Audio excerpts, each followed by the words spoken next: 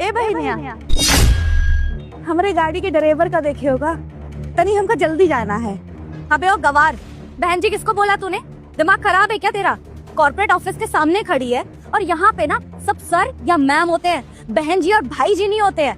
गवार कहीं की पता नहीं सफाई वाले कहाँ से उठकर चले आते हैं। और क्या बोला तूने? ये कार तेरी है? शक्ल देखी है तूने अपनी? अपने आप को देखा है तूने? ये कार, इतनी महंगी कार तेरी होगी?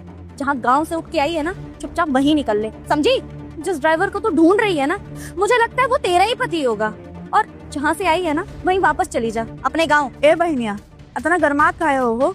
धोखा बड़े से बात करने की तमीज नहीं है का? एक तो हम तुमसे उम्र में बड़े हैं, दूसरी गाड़ी हमार है, हमारे देवर की है। क्या बोला तूने? तेरे देवर की गाड़ी? अबे ओ गवार, दिमाग खराब हो गया है तेरा? सुबह सुबह नशे करके आ रखी है क्या? ये तेरे देवर की गाड़ी नहीं बल्कि मेरे बॉस की गाड़ी है, जो इस कंपनी के ना मालिक है। और तुम गरीबों की इतनी औकात कब से हो गई कि इतनी बड़ी बड़ी और महंगी गाड़ियाँ खरीदने लगो? हाँ, तुम जैसे लोग ना गाँव में खेती करते हुए अच्छे लगते हो। ये मेरे बॉस की गाड़ी है, चल अब निकल यहाँ से। तेरा पति ना कोई सफाई करने वाला ही होगा और तुझे ढूंढ रहा होगा, गलती से आ गई है यहाँ पे। चल निकल अब यहाँ से। अरे हम वही तो तुमको समझाने की कोशिश कर रहे हैं, ये गाड़ी हमरे देवर की है, जो कि तुम्हारे बॉस हैं। सुबह से किसी ने कमेंट में जय श्री राम नहीं लिखा। आज सभी के काम बनेंगे और काम उन्हीं के बनेंगे जो कमेंट में जय श्री राम लिखेगा और 2 लोगों को शेयर करेगा। आशीर्वाद। ये क्या हो रहा है? ये हाथ कैसे उठा दिया तुम इन पर?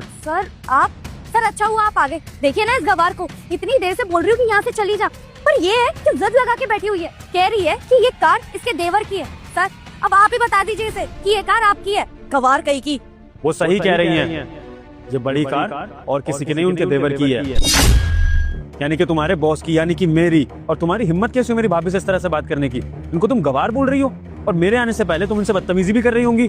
और ये तो शुक्र है कि मैंने तुम्हें इनके ऊपर हाथ उठाते हुए देख लिया, वरना कल को तुम हाथ उठा देती तो फिर तो तुम एक्सेप्ट भी नहीं करती कि तुमने हाथ उठाया। चल क्या रहा था ये सब? सर बट ये कैसे हो सकता है?